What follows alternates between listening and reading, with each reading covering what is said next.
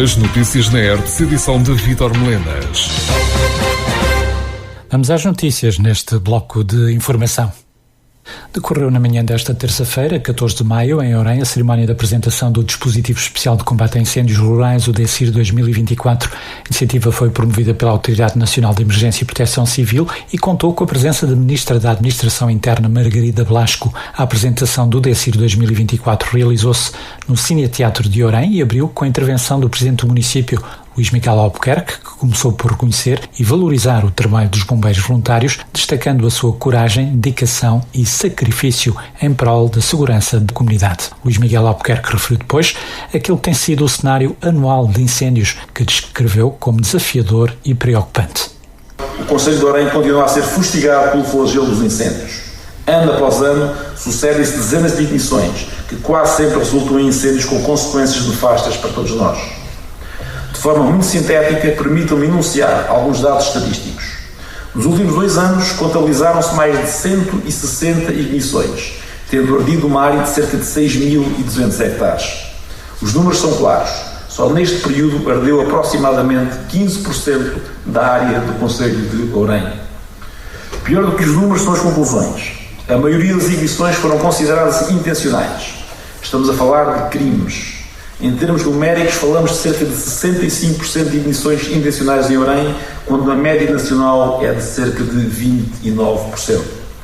A prevenção tem sido uma das nossas principais preocupações. Estamos seguramente entre aqueles que mais contribuem no âmbito das medidas de prevenção e também dos apoios concedidos às corporações, bem como a todo o contexto da proteção civil. Reforçamos a prevenção, nomeadamente através da adesão ao projeto Aldeias Seguras, com impacto já em 13 aglomerados populacionais. Adquirimos kits de primeira intervenção distribuindo-as pelas juntas de freguesia. Apostamos também na prevenção através da vigilância das florestas por meios próprios, contando também com o apoio de grupos de escuteiros do nosso concelho. Mas todo este esforço só poderá ter sucesso se a prevenção e vigilância forem reforçadas e dotadas de meios adequados para garantir a segurança de todos nós, pelo que se exige, por isso, ainda mais prevenção e mais vigilância.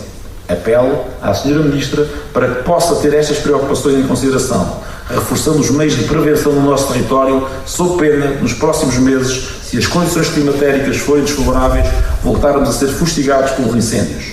Devemos também exigir que a Justiça que castigue de forma real e efetiva quem contribui para este flagelo. Destaque também para a intervenção da Ministra da Administração Interna, Margarida Blasco, que começou por reconhecer que com a apresentação do DECIR se inicia um período árduo de trabalho. De hoje, dia em que decorre esta cerimónia de apresentação do Dispositivo Especial de Combate a Incêndios Rurais de 2024, temos à nossa frente um período de árduo trabalho de salvaguarda e proteção de pessoas e bens, um período de arregaçarmos e mantermos arregaçadas as mangas, para um ingrato combate não só contra os elementos, mas igualmente contra as mãos que criminosamente vão ceifando vidas de concidadãos nossos e suas propriedades que tanto suor nos custou. Não é, pois, a altura de grandes protocolos, mas de um trabalho conjunto, articulado e com a maior necessidade prioritária de unidade de ação e de objetivos de todos e cada um dos homens que compõem conjuntamente este DECIR, o Dispositivo Especial de Combate a Incêndios Rurais de 2024.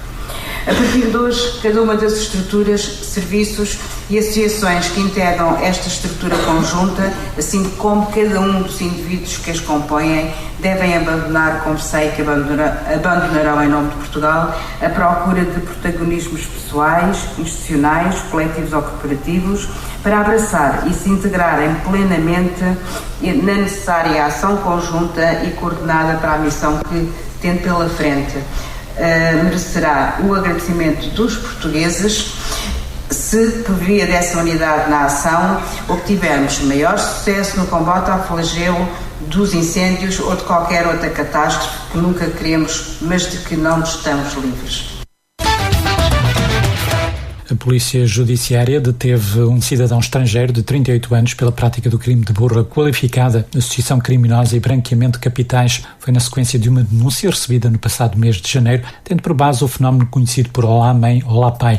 O desenvolvimento das diligências realizadas pelo Departamento de Investigação Criminal de Leiria, da PJ, permitiu identificar coincidências e mais 7 inquéritos, notando-se a utilização massiva de números de telemóveis irrepetíveis de operadoras nacionais para a prática deste tipo de ilícito, o que expultou alertas e obrigou ao recurso a meios especiais de obtenção de prova. Foram ainda constituídos arguidas e aplicado termo de identidade e residência a 2 mulheres, esposa e filha do detido, indiciadas pela coautoria do mesmo crime. A PJ apreendeu 49 módems, que acoplavam 32 cartões SIM por aparelho, o que significava que operavam 1.568 cartões em simultâneo. Esta capacidade, num primeiro momento, permitia a criação de milhares de contas, principalmente no WhatsApp, bem como a remessa, recepção de mensagens na ordem dos milhares por dia, através de fraude Olá Pai, Olá Mãe e outros fenómenos de burlas em ambiente digital.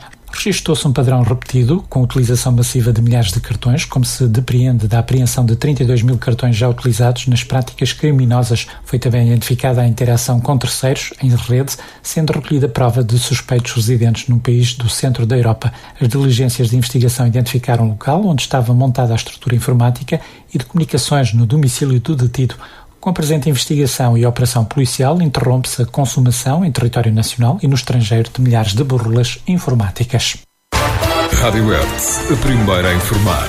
Continua sem ver registro para indicações que possam explicar o desaparecimento de uma senhora de 85 anos de idade, residente na localidade de São Simão, na freguesia de Além da Ribeira e Pedreira, concelho de Tomar. O alerta foi dado na última terça-feira, 14 de maio, pelos familiares de Laurinda, que apontam como provável cenário a saída da casa para uma caminhada com posterior desorientação. Nas redes sociais é solicitada especial atenção a localidades como Cargueiros, Sobral, Sabacheira, Serras e Porto de Cavaleiros.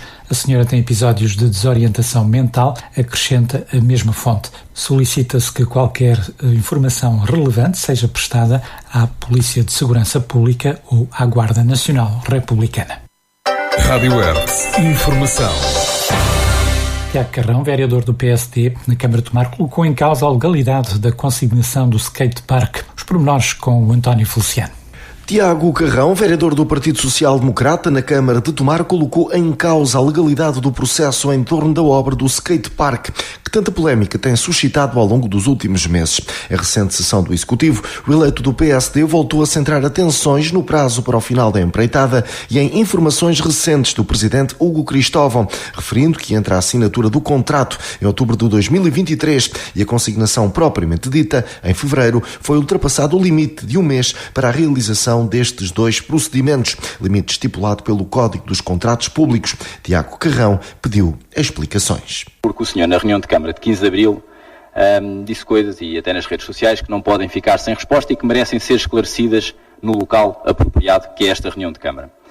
Na reunião de Câmara de 15 de Abril, apontámos o final de Abril como o prazo de execução da empreitada. E fizemos esse apontamento porque feitas as contas com a informação que nós tínhamos, considerámos os prazos legais que existiam e que tudo decorria dentro da normalidade. E afinal, o Sr. Presidente veio informar que a consignação só ocorreu a 12 de fevereiro, o que não só revela uma falta de total transparência, como também levanta aqui algumas questões legais que eu lhe vou fazer. E a primeira pergunta que lhe faço é: como é que afirmou por 2 vezes em reunião de Câmara, a 11 de dezembro e a 22 de janeiro, que a obra estava no tempo da empresa? Como é que é possível? Se afinal a obra ainda não estava consignada, se a consignação ocorreu em fevereiro, como é que em dezembro e em janeiro estava no tempo da empresa? É que até chegou a dizer, e passo a citá-lo, os 6 meses para a execução da obra foram concedidos com alguma latitude temporal. Afinal o tempo estava a contar, não estava a contar? Como é que isto funciona? E agora vamos mesmo à questão legal. É que a assinatura do contrato foi a 23 de outubro e a consignação só aconteceu em fevereiro, 4 meses depois. Porquê é que demorou tanto tempo? Foi responsabilidade do empreiteiro ou da Câmara Municipal tomar? É que o Código dos Contratos Públicos é muito claro.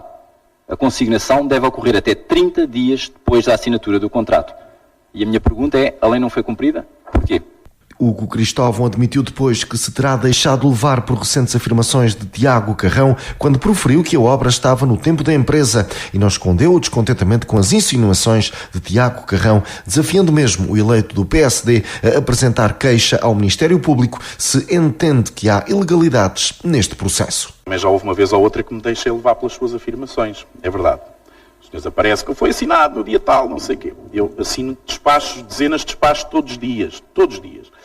E, portanto, sim, se calhar dessa vez em dezembro, se calhar deixa-me levar pela sua afirmação de que estava assinado e o que é que acontecia. Portanto, o que lhe disse, o que é rigor, é verdade, é isto. Portanto, foi assinado a consignação em fevereiro. Se o senhor tem... Francamente, eu apetece-me deixar de contribuir para estas sistemáticas e quinzenais, para não dizer as outras que ocorrem pelo meio, tentativas de lançar insinuações, de criar polémicas, dizer que isto do município é isto e aquilo e trabalha tudo muito mal, porque, volto a dizer, quando está a dizê-lo, está a falar dos funcionários e da instituição, que fique claro que é quem prepara os processos, é quem acompanha as obras, é quem faz todo o trabalho em bom rigor, e portanto eu apetece-me pura e simplesmente começar a responder, ponha um requerimento e não lhe dar qualquer outra resposta. E portanto, sobre este assunto, se acha que há alguma ilegalidade, como o senhor acabou mais uma vez de afirmar, que há alguma ilegalidade, ponha um requerimento, faça denúncia ao Ministério Público, faça à ADGAL, faça o que entender, porque, francamente, de 15 em 15 dias não há reunião onde não haja uma ou duas tentativas de insinuação, que isto aqui é tudo ilegal e que está aqui qualquer coisa a passar-se de estranho. É sistemático. É sistemático isto, Sr. Vereador. Isso não é sério. Acima de tudo, todos nós temos, em primeiro lugar, também o dever de proteger, de valorizar a instituição para a qual fomos eleitos. E depois, naturalmente, trabalhar com os cidadãos, trabalhar para os cidadãos, mas, em primeiro lugar, há aqui um dever para com esta instituição, que o senhor está sistematicamente a tentar denegrir. Portanto, coloque requerimento. Rádio Hertz. Informação.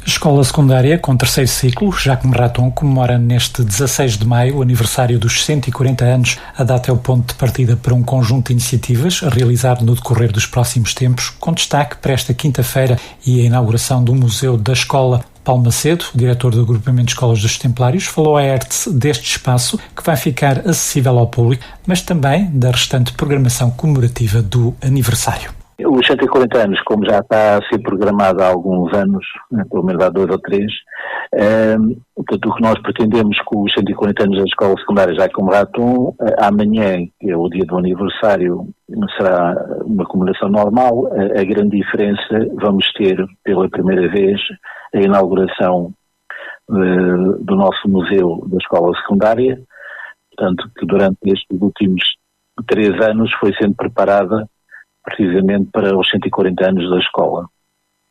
O museu pretende amanhã não só inaugurar, como ficar depois aberto à comunidade para que possam visitar naquele espaço museológico todo o trabalho que era feito pelos antigos alunos da escola secundária, como também algum equipamento e materiais que eram utilizados desde o início da abertura da escola secundária aqui em Tomar.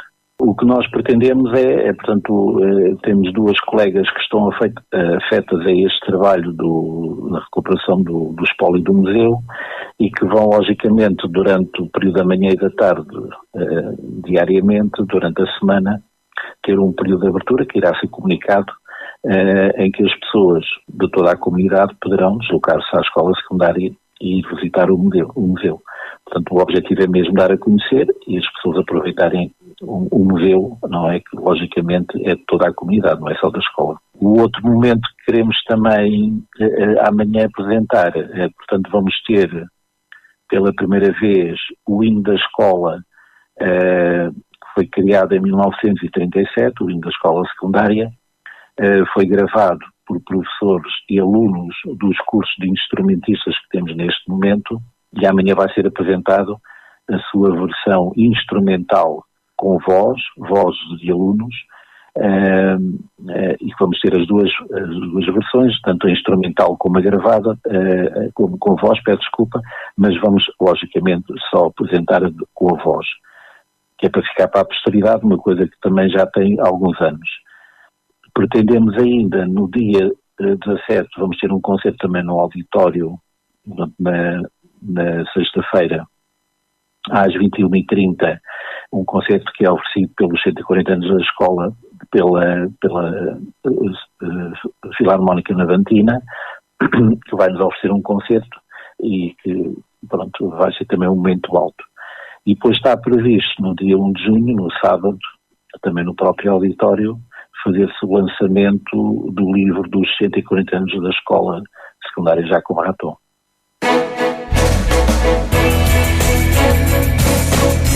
ERTE. Informação na hora certa, diária e atualizada. A Vila de Sardual recebe neste domingo, 19 de maio, a festa do Espírito Santo ou do Bodo, uma das mais antigas manifestações religiosas do concelho.